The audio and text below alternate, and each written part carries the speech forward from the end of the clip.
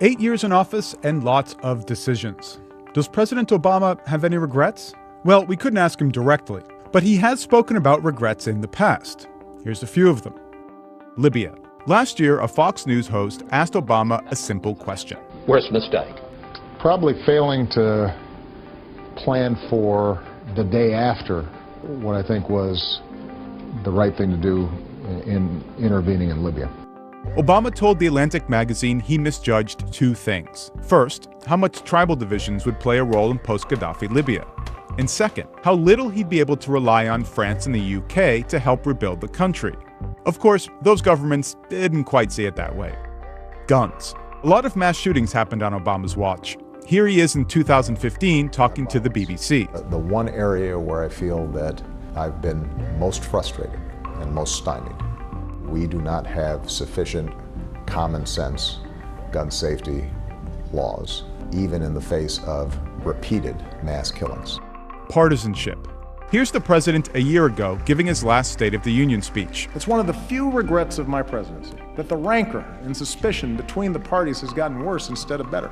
I have no doubt a president with the gifts of Lincoln or Roosevelt might have better bridged the divide.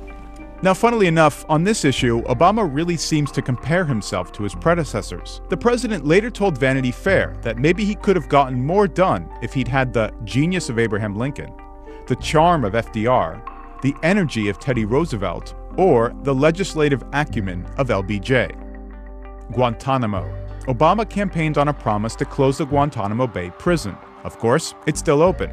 And President-elect Trump wants to keep it that way.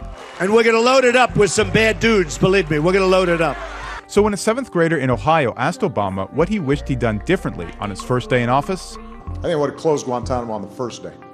I didn't because at that time, as you'll recall, we had a bipartisan agreement that it should be closed. And I thought that we had enough consensus there that we could do it in a more deliberate fashion. Finally, Syria. Syria, Obama has said, haunts him constantly. But he told Vanity Fair that he doesn't necessarily regret how he's handled the conflict. Still, he said, quote, "I do ask myself, was there something that we hadn't thought of? Was there some move that is beyond what was being presented to me that maybe a Churchill could have seen, or an Eisenhower might have figured out?" No doubt President Obama will reflect on his decisions for the rest of his life. So will we, and so will history.